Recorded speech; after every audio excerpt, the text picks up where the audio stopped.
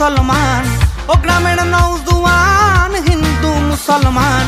মিলিয়া বাউলা গানের মুর্শিদি গাইতাম ঘরে মিলিয়া বাউলা গানের সারি গান গাইতাম আগে কি সুন্দর দিন কাটাইতাম আমরা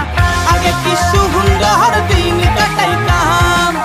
আগে কি সুন্দর দিন কাটাইতাম